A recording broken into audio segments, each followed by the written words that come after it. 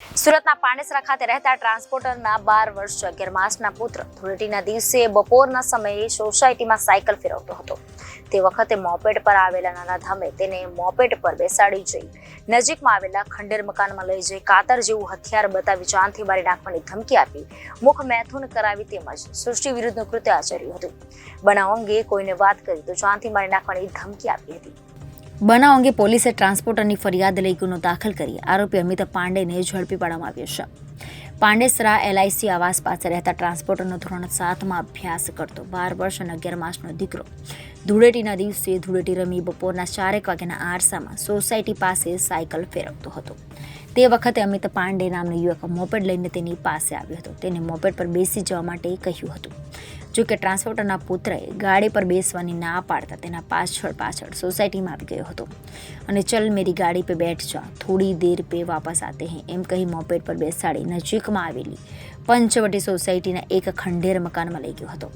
મકાનનો દરવાજો અંદરથી બંધ કરી કાતર જેવું હથિયાર બતાવી જાનથી મારી નાખવાની ધમકી આપી બળજબરીપૂર્વક મુખ મૈથુન કરાવ્યું હતું તેમજ સૃષ્ટિ વિરુદ્ધનું કૃત્ય આચર્યું હતું.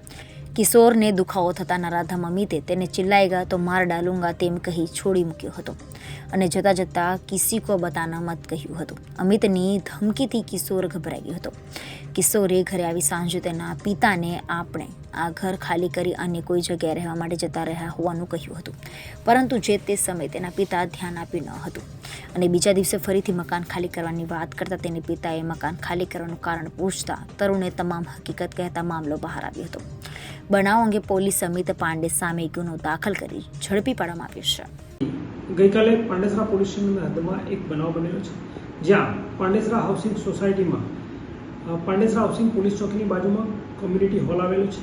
તે હોલની બાજુમાં એક અવાવરું જગ્યા હતી, જ્યાં આરોપી અમિત કૈલાસ પાંડે નામનો ઈસમ એક 12 વર્ષના દીકરાને પોતાના મોપેડ પર બેસાડી સાયકલ ચલાવવાની લાલચે લઈ ગયેલ હતો અને ત્યાં તેની સાથે અવાવરું જગ્યા પર જઈ સૃષ્ટિ વિરુદ્ધનું કૃત્ય આચરેલ હતું.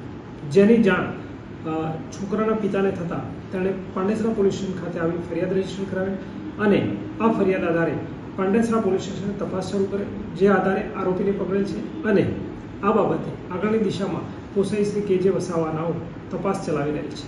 સર, આરોપી શું કરે છે અને આ બાળકને કઈ રીતે નિશાન બનાવ્યો અને શા માટે?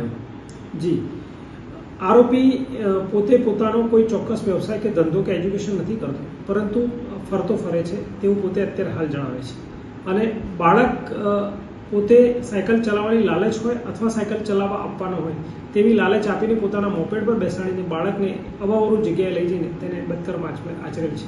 એટલે કે કાતર જેવું હથિયાર બતાવવા જાનથી મારી ધમકી આપી. જી, પોતાને અવાવરું જગ્યાએ લઈ જઈ અને નાના બાળકને કાતર જેવા હથિયારથી ડરાવી ધમકાવીને સૃષ્ટિ વિરુદ્ધ કૃત્ય આચરેલ છે. Reporter Hitesh Prajapati, Janadesh news, Surat.